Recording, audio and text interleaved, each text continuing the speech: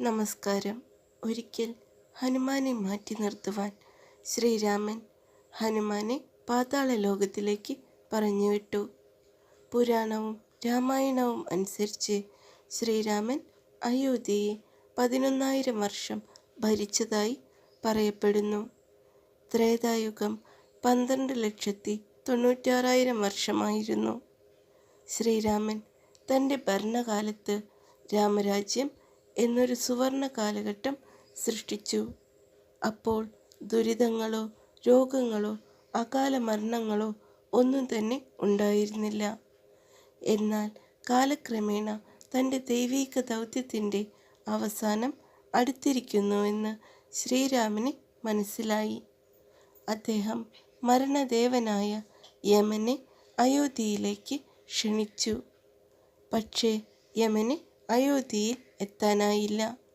കാരണം അയോധ്യയുടെ കവാടം പരിരക്ഷിച്ചു പോന്നിരുന്നത് മഹാബലവാനായ ഹനുമാൻ ആയിരുന്നു. ഇത് മനസ്സിലാക്കിയ ശ്രീരാമൻ ഹനുമാന്റെ ശ്രദ്ധ തിരിക്കുവാൻ തൻ്റെ മോതിരം ഒരു പിളർപ്പിലേക്കിടുകയും എന്നിട്ട് ഹനുമാനോട് അത് തിരികെ കൊണ്ടുവരാൻ ആവശ്യപ്പെടുകയും ചെയ്തു.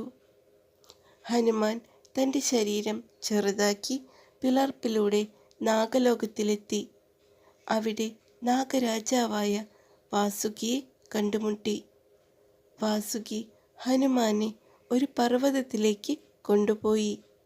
അവിടെ എണ്ണമറ്റ മോതിരങ്ങൾ ഉണ്ടായിരുന്നു. എല്ലാം ശ്രീരാമചന്ദ്രൻ്റെ മോതിരങ്ങളായിരുന്നു. ഹനുമാൻ ഇതെല്ലാം കണ്ട് അത്ഭുതപ്പെട്ടു. ഇത്രയും മോതിരങ്ങൾ എങ്ങനെ ഉണ്ടാവുമെന്ന് വാസുകിയോട് ചോദിച്ചു. വാസുകി ഇങ്ങനെ മറുപടി നൽകി: ഓരോ മോതിരവും ഓരോ കാലചക്രത്തെ പ്രതിനിധീകരിക്കുന്നു. ഓരോ കാലചക്രത്തിലും ഓരോ ത്രേതായുഗമുണ്ട്. അതിൽ ഒരു രാമനും ഒരു ഹനുമാനും ഉണ്ടാവും.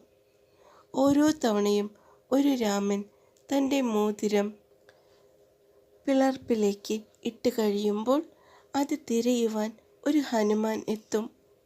അതിനിടയിൽ രാമൻ തൻ്റെ അവതാരം ഉപേക്ഷിക്കാൻ വേണ്ട കാര്യങ്ങൾ ചെയ്യുന്നു. ഇങ്ങനെ അനന്തമായ കാലചക്രങ്ങൾ കടന്നുപോയിരിക്കുന്നു. അനന്തമായവ ഇനിയും വരാനിരിക്കുന്നു. ഇതാണ് വാസുകി ഹനുമാനോട് പറഞ്ഞത്. നന്ദി.